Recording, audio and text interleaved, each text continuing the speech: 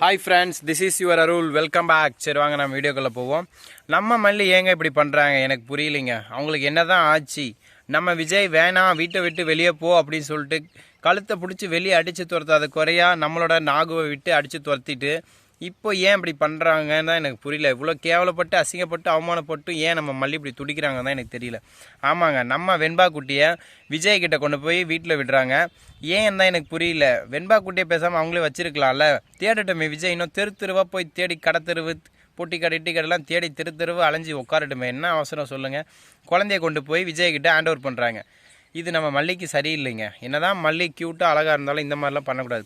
கொஞ்சமாவது பழி வாங்குற ஒரு குணத்தோடு இருக்கணும். அவ்வளோ அசிங்கப்பட்டு அவமானப்பட்டும் ஏன் அவங்க நல்லதே பண்ணுறாங்க அப்படின்னு தெரியலைங்க எனக்கு.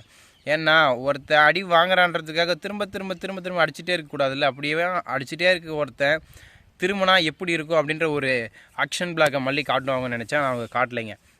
என்ன பண்ணுறாங்க, நம்மளோட வெண்பா குட்டியை நம்மளோட அரவிந்தன் கொண்டு வந்து பாபு வீட்டில் விட்டு அங்கே பெரிய ரகலாச்சு இல்லையா. அதுக்கப்புறம் வெண்பாவை நானே விட்டு வரேன் அப்படின்னு சொல்லிட்டு மல்லி கூப்பிட்டுக்கிறாங்க. கூப்பிட்டுட்டு நேராக விஜய் வீட்டுக்கு போகிறாங்க. விஜய் வீட்டுக்கு போயிட்டு விஜயை கூப்பிட்றாங்க. அவன் குழந்தைய காணோன்னு தேடி அழுந்து போய் சோத்தை தின்ட்டு போய் எருமை மாடு ரூமில் உட்காந்து அழுந்துட்டு இருக்கான். அதை தின்னுட்டு தாங்க அழுறான், பட்னியெல்லாம் அழலை. இப்படி இருக்க சொல்ல நம்மளோட மல்லி நேராக போயிட்டு அங்கே விடுறாங்க. வெண்பாவை பார்த்தோன்னே நம்மளோட விஜய்க்கு ஒரே சந்தோஷம், கட்டி பிடிச்சினா அழுறாரு. ஐயோ ஆபாவா என்ன பர்ஃபார்மன்ஸ். அதுக்கப்புறம் நம்ம மல்லியோ இப்போ உங்களுக்கு சந்தோஷமா, அவங்க பொண்ணு வந்துட்டா, நான் நைட்டு பார்க்க வரேன்னு சொன்னேன், பார்த்து ஒரே ஒரு முறை பார்த்துக்கிறேன்னு சொன்னேன், இப்போ நீங்கள் அலோவ் பண்ணல, இப்படி தானே என் மனசும் வலிச்சிருக்கோம், உங்களுக்கு மட்டும்தான் வலிக்குமா, எனக்கு வலிக்காதான்னு கேட்க நமக்கு விஜய் பைத்தியக்கார மாதிரியே முழிக்கிறாங்க. Don't cross your limit, understand அப்படின்னு நம்மளோட மல்லியை பார்த்து விஜய் சொல்ல, இதை கேட்டோடனே நம்ம மல்லிக்கு எங்கேருந்து வச்சோ தெரியல கோவம். ஷட் அப் யுவர் மவுத் அப்படின்னு இங்கிலீஷில் பீட்டர் விட்டாங்க. நானே மறந்துட்டேங்க, நம்ம மல்லியா இது அப்படின்னு சொல்லிட்டு. நான் இப்போ இல்லைனா நீங்கள் உங்கள் மல்லி இல்லாமல் உட்காந்து வச்சாரிங்க, வெண்பா இல்லாமல் உட்காந்து அழுந்துட்டு தான் இருந்திருப்பீங்க நடு வீட்டில். நான் தான் வெண்பா கூப்பிட்டு வந்து உங்ககிட்ட விட்டுருக்கேன். நீங்கள் என்னடா நான் உங்கள் இஷ்டத்துக்கு பேசுகிறீங்க, யாரை பார்த்து இப்படிலாம் பேசுகிறீங்க அப்படின்னு கேட்க நம்ம விஜய் ஷாக் ஆகிடுறாரு. என்னடா மல்லியா இது பொட்டி பாம்பாக இருந்தால் இப்படிலாம் பேச ஆரம்பிச்சிட்டான்னு சொல்லிட்டு. இப்படி ஒரு பக்கம் போயிட்டுருக்க நம்மளோட நாகு குண்டி பாட்டிக்கும் அப்படியே வயிறுலாம் எரிஞ்சு வாய் வழியாக புகை வெள்ளையாக குஃபுன்னு போதுங்க. என்னடான்னு கேட்குறீங்களா?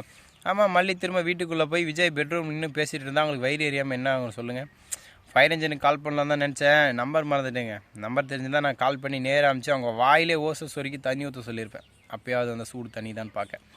இப்படி போயிட்டுருக்க இன்னொரு பக்கம் நம்ம விஜய் மல்லி கையை பிடிச்சிட்டு ரொம்ப தேங்க்ஸ் மல்லி அப்படின்னு சொல்லிட்டு அப்படியே உருகுறாருங்க. நம்ம மல்லி உருகுவாங்களா? அவங்க ஆல்ரெடி காஞ்சி கருவாடாயிட்டாங்க, இதுக்கு மேலே எங்கே அங்கே உருகுறது. அதனால் அவங்க சரிங்க உங்கள் பொண்ணு வந்துட்டால நான் வரேன், வெண்பா குட்டி போயிட்டான்றா தங்கம், போகாதீங்க அம்மாங்கிறா. ஆனால் நம்ம மல்லியோ நான் போயிட்டு வரேன்னு சொல்லிட்டு கிளம்பிடுறாங்க. இதோட எபிசோடு முடியுதுங்க. ஓகேங்களா? சப்ஸ்கிரைப் பண்ணாதங்க மறக்காமல் சப்ஸ்கிரைப் லைக் எல்லாத்தையும் பண்ணுங்க. Tata, see you, bye bye.